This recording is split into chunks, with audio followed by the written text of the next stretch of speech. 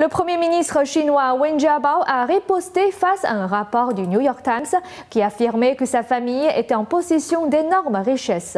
Le ministère des Affaires étrangères du régime chinois a confirmé lundi que la famille de Wen Jiabao a engagé des avocats pour réfuter les allégations.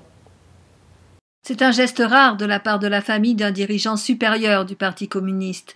Les parents proches du Premier ministre chinois Wen Jiabao ripostent face à un rapport négatif de médias étrangers.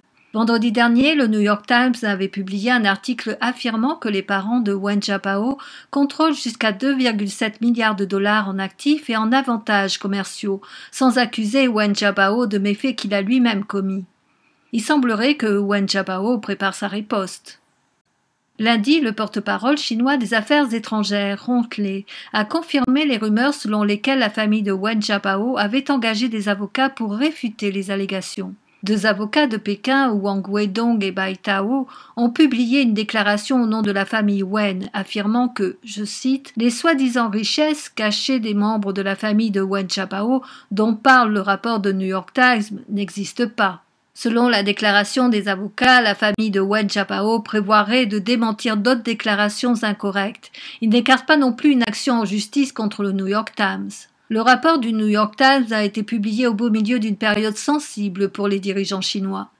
Elle n'est pas seulement due au fait que le mois prochain aura lieu la transmission des rênes du parti qui a lieu une fois tous les 10 ans, mais également parce qu'il avait été publié le même jour où Bo Xilai, un haut fonctionnaire en disgrâce, avait été expulsé du Congrès national du peuple. Certains analystes estiment que les informations du New York Times pourraient venir ou ont été influencées par les partisans de Bo Xilai, en désespoir de cause devant le procès imminent de ce dernier. Le reporter du New York Times, David Barbosa, affirme que son article était basé sur les informations collectées depuis la fin de l'année dernière.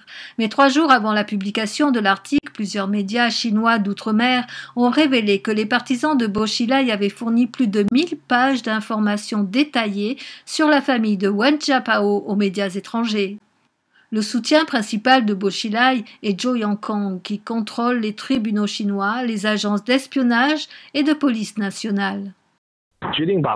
Quand ils avaient décidé de prendre des mesures disciplinaires contre Bo Xilai, la situation était déjà perdue d'avance. Pour Zhou Yongkang et ses alliés, avoir recours à ce genre de tactique est complètement inutile. Pour eux, ce n'est qu'une façon de jeter un caillou dans la mare. Ils voient qu'ils sont sur le point de tomber, alors ils veulent entraîner d'autres dans leur chute. Bo Xilai et Zhou Yongkang ont tous deux été impliqués dans la persécution de la pratique spirituelle Falun Gong. Les 13 ans de répression en cours avaient été lancés par l'ancien dirigeant chinois Jiang Zemin. Les analystes ont révélé à NTD que c'était la question centrale de la lutte politique actuelle. Nouvelle NTD.